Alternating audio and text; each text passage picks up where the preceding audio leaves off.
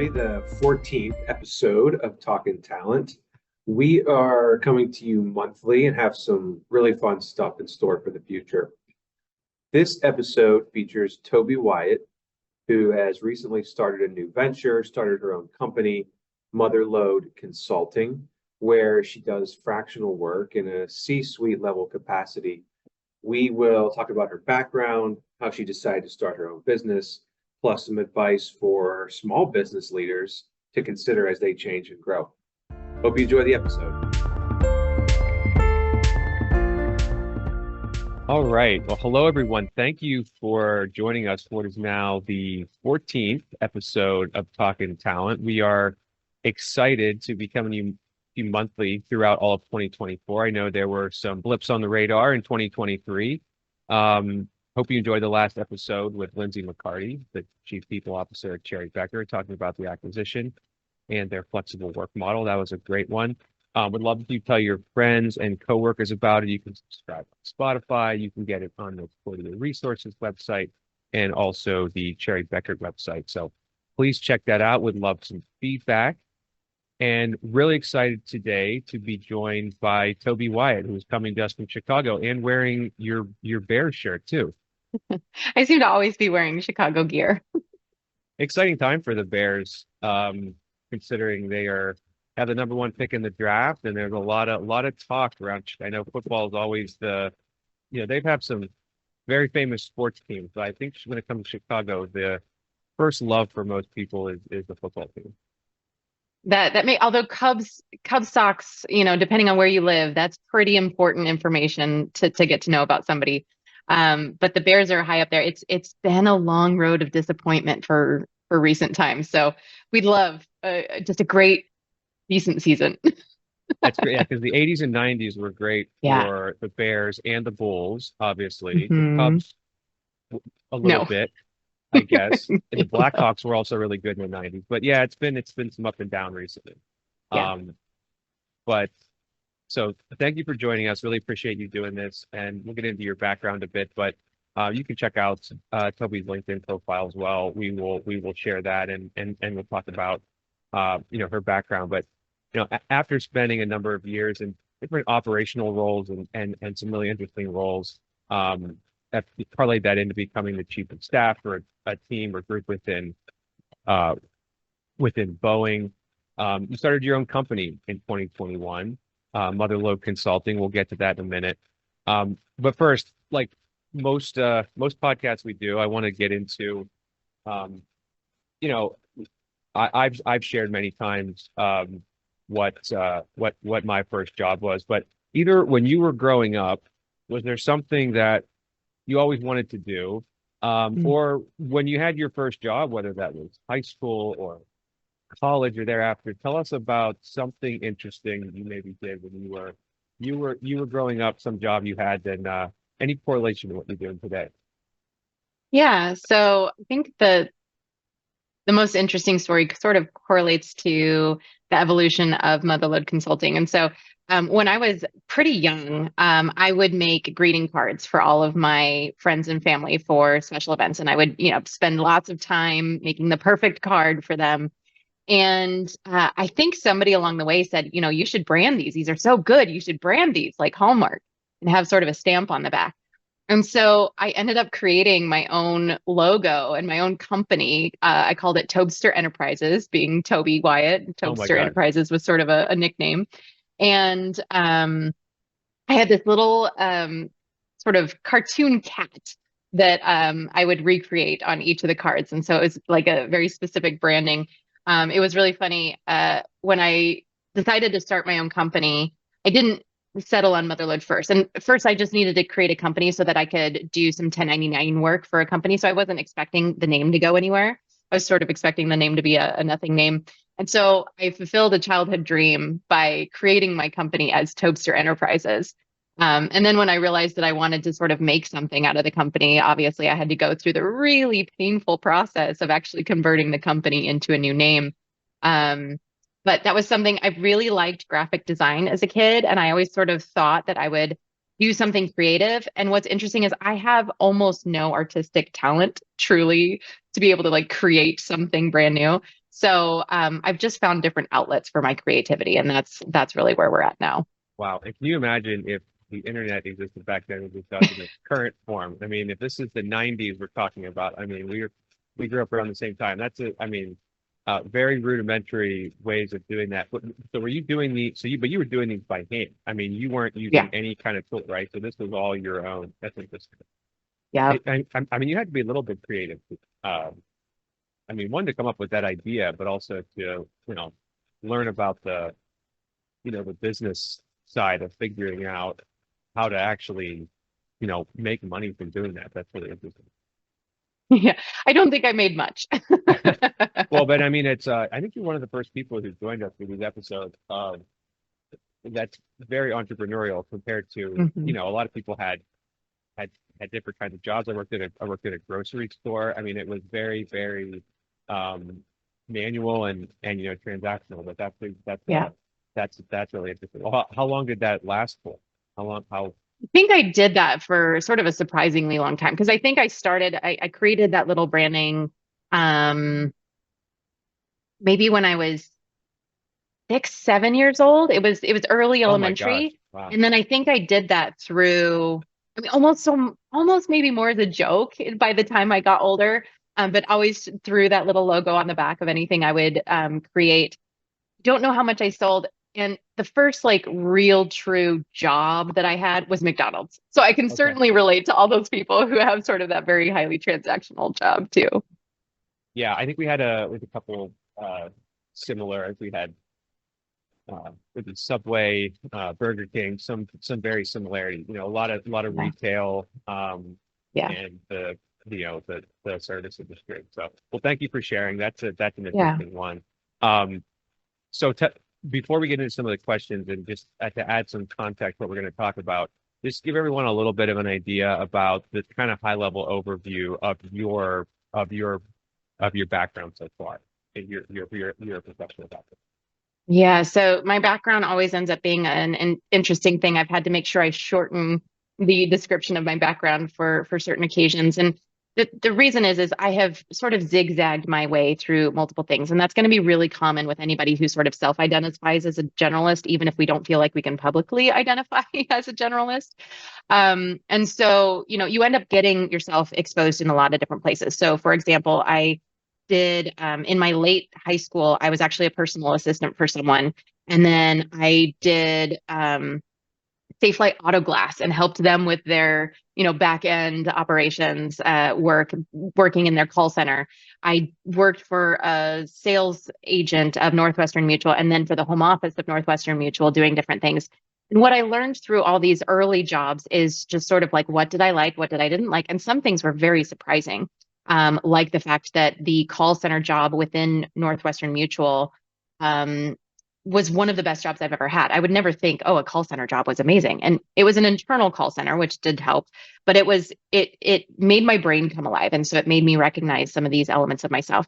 And so then I went and got a degree to be a high school math teacher, graduated in 2010 when nothing was happening, couldn't really make that happen. And so sort of fell back on old roots to be an executive assistant and grew that position to the VP of operations at a small scaling organization where I really cut my teeth in operations.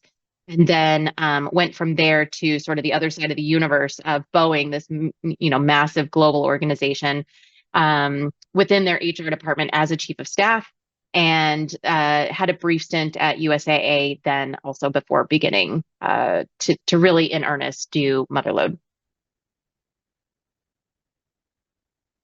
Well, I can't hear you all of a sudden, Sam. Going from thinking, getting your master's degree and being a math teacher, but then working at Boeing. That is a big jump. I mean, I know no one can plan out for where they're going to be, in once you're in school. But my parents were both teachers, and I always, there was a point there where I had a couple different jobs in a short period of time. And we're like, well, listen, I've just been, my dad's a math teacher. My mom taught history. Okay. And they always were wondering, well, how come you were in this job for 10 months and then moved on. Like, why'd you move again? And I Mm-hmm. said, because if teachers have a different path. You kind of, it's Mm-hmm. very linear. There's a couple things you can do. You can do Yeah. administration and do different things. But, so I think that's, I grew up with two teachers. So my view on what it looked like outside of that world was very, very narrow. I didn't really understand it very much. And I thought I wanted to teach. Do you miss that a bit? Do you wish, is that something you potentially would love to do, in the future? So it's about itching the same scratch, or if you will, scratching the same itch. It's about I really love so the one of the reasons I pursued the math degree is because of that call center job. Because at that call center job, what I was ultimately doing is training salespeople on the products and the competition and the software. And so doing a lot of this mentorship and coaching and guiding. And that's what I really love. And in some ways, I really love one-on-one tutoring far more than I love a classroom setting, because I love digging in and figuring out why do you have this gap of knowledge. And so I definitely want to carry that forward. I think I do that for a lot of the CEOs I work with, of watching them go through the day-to-day tactical and execution work that they do, or through the strategy sessions that we have, and giving them feedback on, okay, this is how that actually played out. This is what I'm seeing from an external set of eyes. This might be something you want to consider. And so I'm giving that mentorship in a different way.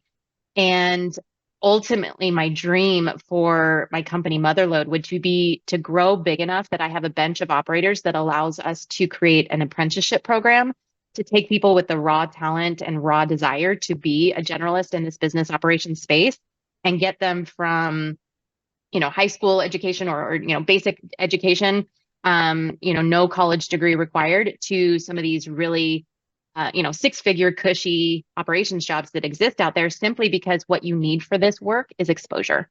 You don't need the degrees, you don't need the extras. And so being able to sort of pursue that same mentorship degree has allowed me to keep that passion alive. Well, that's really cool. I appreciate you sharing that. And I know that, when you and I talked a few weeks ago about doing this, we were discussing you know, what what pushed you and what may push others to leave let's say the corporate world, and jobs that Mhm.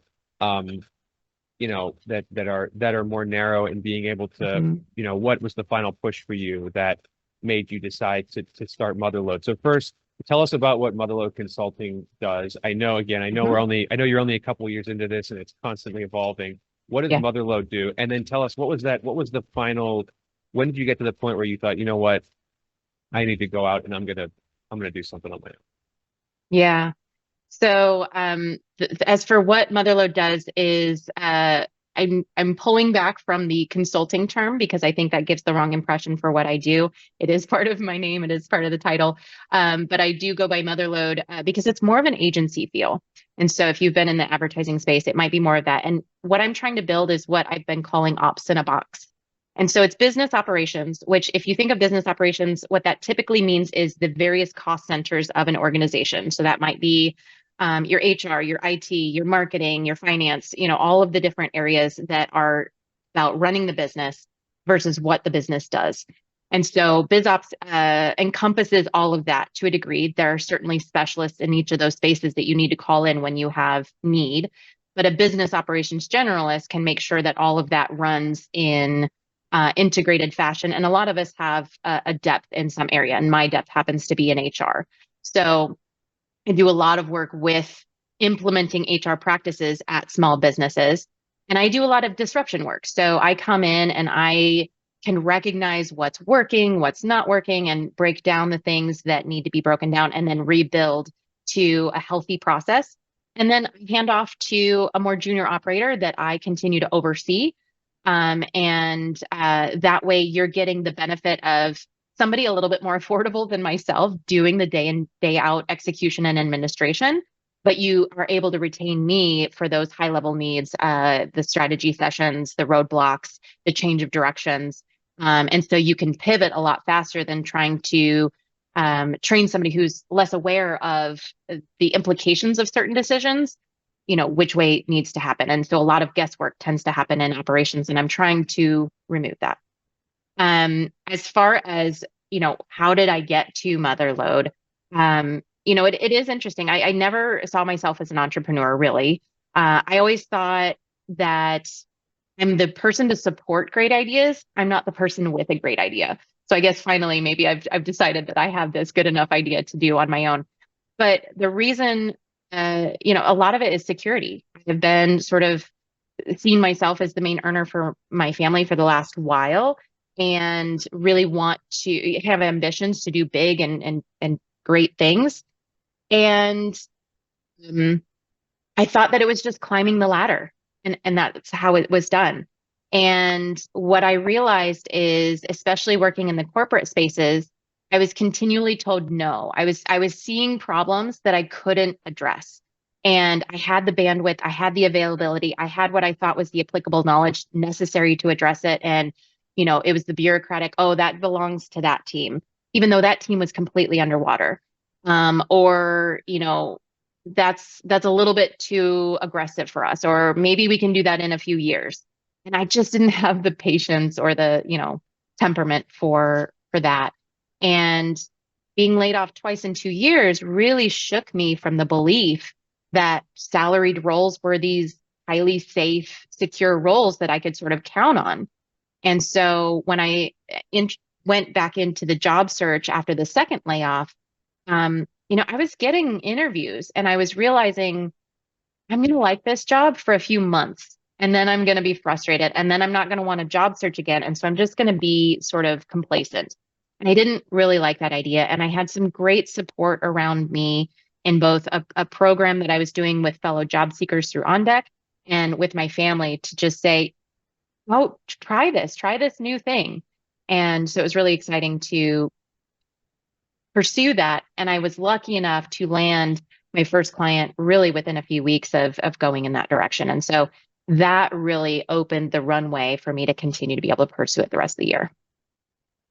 That's fantastic. I love hearing about things like this, and anything you use the word disrupt. I think there's been so many interesting and disruptive things that have come from what was a terrible global pandemic and COVID-19, but it really exposed, just thinking of all my conversations the last, 2 or 3 years, I guess, oh my gosh, almost, well, 4 years by this point, right? Yeah. I'm almost Yeah. 4 years. And just the things that have been exposed in mostly in small to mid-sized companies that they did not realize were an issue until all of a sudden there was this major disruption. There was very multifaceted, but that I love that this fractional world that we're living in. There's so many that it's becoming much more popular, but it's so necessary. For all the reasons you mentioned. And I think I also love the fact that you talked about being maybe don't view yourself as entrepreneurial, but you're good at being kind of the number two to the person who is entrepreneurial. I feel that a lot too. I have these ideas that I think of, and I'll write something down and I'll think, yeah, but I could never do that on my own, or I don't have the drive or the creativity to actually, put this together. But I'm kind of good at being the second person in and then sharing the idea. So that's fantastic. I appreciate you sharing that. And are there any, in terms of over the last couple of years, and even drawing on years of experience before that, there are leaders that I've worked with, but I think could really benefit from hearing about what advice, and it can be really high level, what pieces of advice you have for leaders of companies that, for them to understand. How do they get to the point where they think this is the route we should go? What are the indicators to look at to decide whether someone like Tobey and Motherlode is a good fit, or if they should go in a different direction?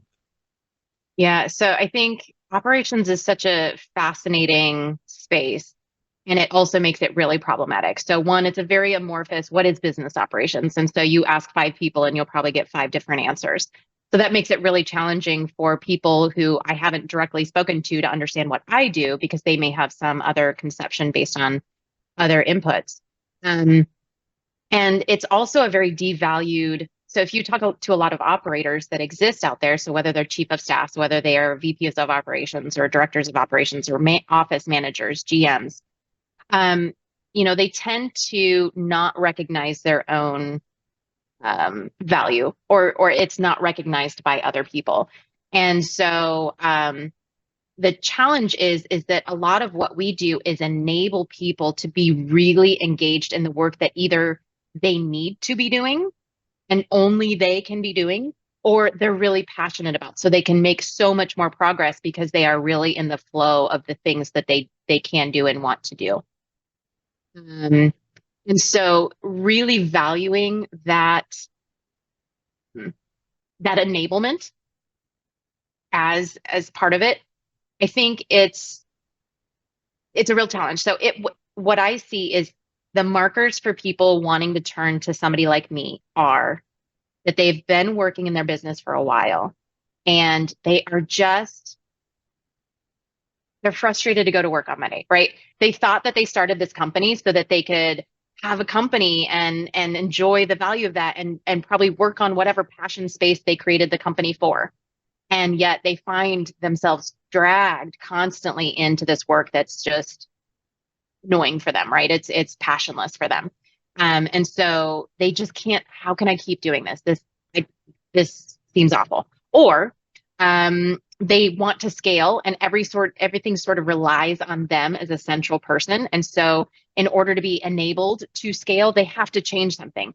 And that's somebody focusing on operations going, this is what you can get out of. This is how we can implement a process. This is how we can stabilize this. This is how we can simplify all of these things. Where, yes, you could figure that out, but you're trying to do so many more things. And the third one would be a major business transition, whether that's an exit, whether that is you want to go in a completely different direction of your company and figuring out how to make those transitions.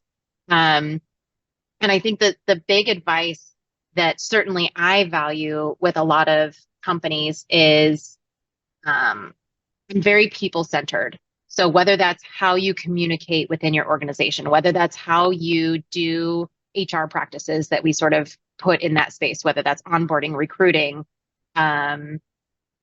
terminations, performance management, all of that.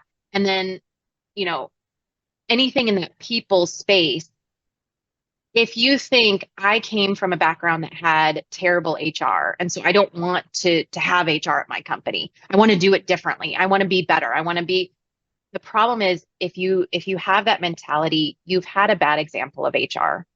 HR is not supposed to be impeding. HR doesn't have to look cookie cutter. Yes, there is some risk management for legal purposes, but the vast majority of what HR really should be is being there for your people, creating the right culture, making sure people feel really good about the work they're doing and being on the team that they're on, and getting good feedback so they feel like they're growing. Those are all things that I think most CEOs want. And so when they say, I don't want HR, or I'm not going to focus on that, or I'm not going to hire for that, they really end up falling into practices that they don't realize how destructive some of them are. And so really making sure they get help for some of those things, even if on a fractional basis, because most small businesses don't need full-time HR. And if you do outsourced HR, the only problem with that is that company will never get to know you the same way somebody who's insourced or fractional might if they partner with your organization, so that when they recommend performance management adjustments, when they recommend recruiting, they're coming from a really educated standpoint. Yeah, I love so many things. I was in my mind, it was trying to bullet point some of the things I wanted to follow up on. The one thing you mentioned I thought was, usually these, again, in my experience, these if you're entrepreneurial and you're in a small business, actually, let me ask you, when you say small business, what do you kind of consider small as opposed to when you don't feel like it's small anymore? Yeah, so I have a pretty narrow view of small business because I'm looking at organizations that are less than 25 people. That's my main metric. A little bit industry agnostic, as long as it's a B2B style business with some sort of office or remote office setting. And then in order to be able to justify the expense of finding somebody else, I'm realizing that that's probably at least 1.5 to 2 million of revenue. there really are some limitations before that to being able to bring on talent. And I'm trying to work on a solution that actually can reach that far down, because I do think that it's important to embed these as early as possible. So that 25 person mark. Yeah. Got it. That makes sense. Well, and some of these leaders that can be, with being entrepreneurial, starting your own business, having an idea, implementing it, also comes with it sometimes some stubbornness around, Yes. I did this well. I started a business. It's been created this thing. It's been 2, 3, 4, 5 years. We've grown a little bit. And so then I can also think, well, I don't need to, it's sales, revenue, but you don't want the overhead. And people think of HR or anything operational that's not outselling or creating the product that you are, that it's overhead. And we don't need that yet. And then companies grow, you get to 25 and all of a sudden you're at 50 employees in different states. All these things start happening. Yes. And HR comes in, and the first thing that they end up doing is being reactive to all the stuff that's been going wrong for a while. So I work on a lot of roles like that where someone will reach out and then we dig into it, and the person, either they start the role or they come into it and they realize there's all these issues that somebody should have tackled years ago. Long ago. And some of the leaders of these companies are very vulnerable, and it might have taken them a while to get to that point. But those are the great people to work with, because although they might push back on some things, they realize that this is the right thing to do. And sometimes the right thing to do is not necessarily, I'm sure you've seen this too. Have clients who are 50 people and they say, I want to bring in an HR leader and I want to call them the chief people officer. You have 50 people and you don't make enough money for that. It's nice to have on your website and it looks cool, but one, you can't afford that. You don't need somebody that's that experienced. You need somebody who's hands-on. So I love having those conversations, and sometimes they'll agree and sometimes they won't. But it's if you come in for a while, if you have situations where you come in and then you might leave, or do they say, hey, what do you recommend? At what level, if I am going to bring on somebody full time, what level should that be? You help people with that kind of thing too? Yeah, so the idea is if people were to graduate, so if I was to help someone scale and so they were under that 25 and then they grew, we would find maybe it's not at 25 we roll off, but the idea is at some point you need an operational person that does reside within your organization, because you just need somebody that's a little bit more experienced. And I think what's really fascinating about how we think about hiring is we constantly get stuck in this very traditional mindset of hire full-time. We go and find a full-time hire. And there's so many reasons for that and so much valid reasons for that. But that is where this new area of fractional is maybe you need a 10-hour a month chief people officer. And then you need a much higher number of hours person to do a lot of this execution. But you need that resource to be able to go to for trusted advice, for insider information, to go, okay, you know me, you know my organization, here's what we're dealing with, what do you recommend? And not somebody that's going, well, let me Google that because, I just figured HR out, or I'm just getting started in this field and I don't know the answer to that.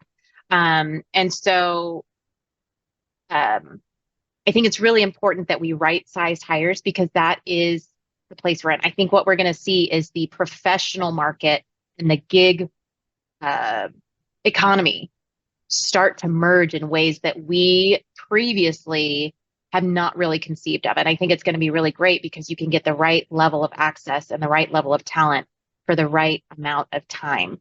And so it's going to be affordable and possible. Whereas previously, if you were having to choose between, I'm going to hire an HR generalist, an HRBP, or a, chief people officer, those are two very different decisions with, salary implications and all that. Yeah, and I think too the changing from the term human resources, which is correct, but is a little antiquated in the sense that most of the things you're describing are at the end of the not all of them, but a lot of the things where you're dealing with people. So I love the switch from the companies that have titles that are more indicative of what the person is doing. At the end of the day, if you're growing, you want to bring in the best people and retain the people that you have. all the proactive things you can do on the front end when it comes to culture and engaging people who are currently there and having the right benefits so they'll stay. And all these things are companies get caught in a reactive state Yeah. where they're continually cleaning up stuff that has been a problem and not able to look forward. I know everybody, Yeah. nobody wants to do that, but it's really easy for it to get away from them. So, Yeah. yeah, and you kind of answered I was going to ask you about the, any specific HR advice for small companies, but you answered that. And just, the burnout that we see from hmm CEOs and just leaders in general in the C-suite, and how much it's almost like you kind of have this, it's like this badge of honor that you're always working 24/7, and hmm that it is like, hey, I never stop. I know what I need to do to build my business, and the mental and the physical toll on that it takes on you over periods of time, when they could have fractional help to, hmm especially in a consultative way, someone from the outside who isn't so closely tied, doesn't have an intimate, kind of relationship with your business, and you're really looking at it from an outsider. It's so hmm why consulting is so popular. But well, that's really interesting. I appreciate you sharing all that. Um, anything else any other advice, anything else you'd want to share for the, and just for some context, I would say that a lot of clients that I work with are probably are in the like that 50 to, but they're a little bit bigger than 25, let's say like hmm 50 to 200 range, and they're hmm looking for people that newly created roles for a HR manager, HR director, sometimes a VP level Yeah. person. And they're somewhere in that range where they might have a small team now, but they're looking for someone from the outside who can change it up. Any other advice, HR specific, for companies around that size when it comes to the things to look for if they're either bringing on somebody new, or if they're bringing hmm on somebody who is a chief of staff, or who is a Yeah. VP of administration or operations? hmm I think with so many of these things that are hard to turn the ship on, things like implementing metrics, implementing performance management that's really good, um, figuring out what your communication strategy is and constantly evaluating on it, and doing iterative work, and revisiting things. I think a lot of this becomes muscle memory. And so if you've never implemented some of these things, you have complete atrophy over those muscles.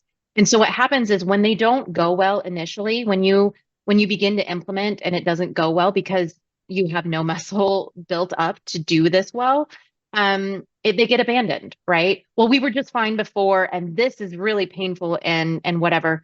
But they are what enable efficiency and scale, and for people to be really truly engaged and clear about what they are doing and feel really satisfied as an employer or as an employee. And so for you're looking at net promoter scores for your employees, right?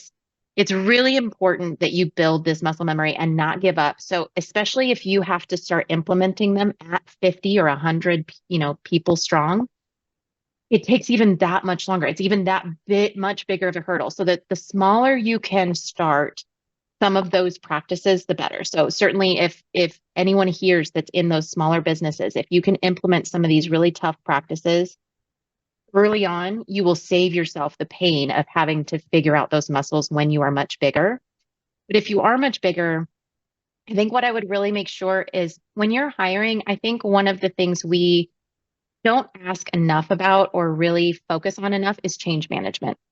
We talk about it and we know that there's processes out there, but change management is so vital and important. Just because somebody knows their stuff, if they don't know how to get people to change and get people behind something and how to break down a very complex change into manageable steps, you are constantly going to run against this failure or this fatigue of trying to do this stuff and do it in. And you're going to get tensions between groups of people of, we know we need to implement this thing and you guys just aren't, or you guys don't understand how difficult this is for us and how much time it's, wasting for us, is what they're going to feel like.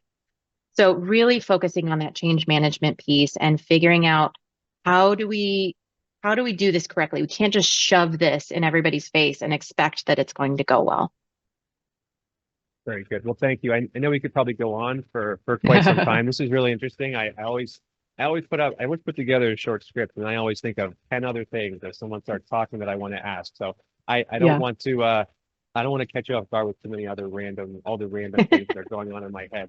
But would love to do this again in a year or so and hear how things are going. Thank you for joining us and all these insights you gave. Yeah, absolutely. And if you're listening to this and you feel like, oh gosh, some of this would be really valuable, you can find me on LinkedIn. The show notes will have that link. It's just my name, LinkedIn, Tobey Wyatt. And from there, you could actually book an appointment and we could talk about whatever problem you're facing and seeing if somebody like me is the right answer, or I'm connected to a vast network of other fractionals that might be the right answer for you. That sounds amazing. Thank you, Tobey. We'll talk to you soon. All right. Thanks, Sam.